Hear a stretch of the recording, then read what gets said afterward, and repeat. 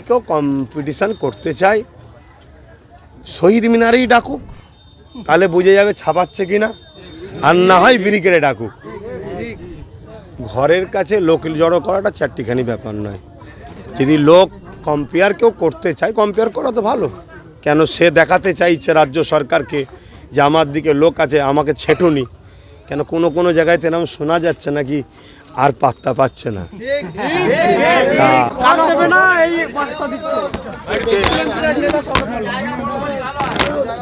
যখন কারো পায়ের তলার মাটি সরে যায় সেরকম ভুল কথা বলে। এর আগে কখনো দিয়েছে কাউকে ঘর? ঘর রাজকোষ থেকে রাষ্ট্র দেয়। এবারে মানুষ কখনো কাউকে দায়িত্ব দেয়, সে দায়িত্ব বহন করে। অতএব কেউ কারো দয়াতে দেশে বেঁচে নেয়, কেউ কারো দয়াতে দেশে কিছু পায় না। সবটাই নিজেদের ট্যাক্সের টাকা রাজকোষে জমে।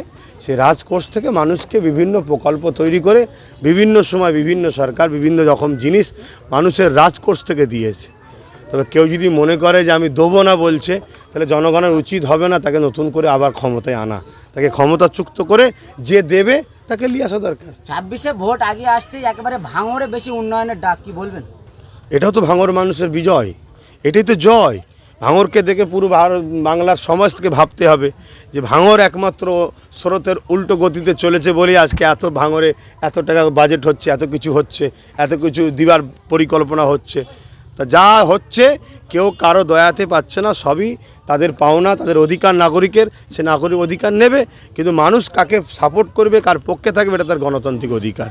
ভাঙড়ে যেভাবে থানা বেড়ে উঠছে, কিন্তু মানুষ তো নিরাপদে থাকতে পারছে না, কি বলবেন, কি বার্তা দেবেন? ব্যাপারটা হচ্ছে থানা প্রশাসনকে আমরা কখনো খারাপ নজরে দেখিনি, আজকেও দেখব না। কিন্তু প্রশাসনও তো কারো কাছে বাঁধা থাকে না, প্রশাসনও তো একটা চাকরি করছে। তো যেখানে পুলিশ মন্ত্রী রাজ্য সরকার, আর রাজ্য সরকার যখন ডায়ে বাঁয়ে গুন্ডা পুষে রেখেছে, তো সেখানে সাধারণ মানুষ থানা কেন, পুরো যদি প্রত্যেকটা মানে বাড়ি বাড়ির সামনে একটা করে থানা করে দেওয়া হয় তাও তো সমস্যা। কেন শাসকেরই তো গুন্ডা ডিস্টার্বটা করছে, সাধারণ পাবলিক তো ডিস্টার্ব করছে না। যেভাবে এখন সরকার তো উন্নয়নের কথা যখনই ঘোষণা করলো, তারপরে সেই সরকারের কিছু আর নেতারা বলছে যে লক্ষ্মীর ভাণ্ডার বা ঘরও বন্ধ করার নিদান দিল ভাঙড় বিধানসভাতে, কি বলবেন?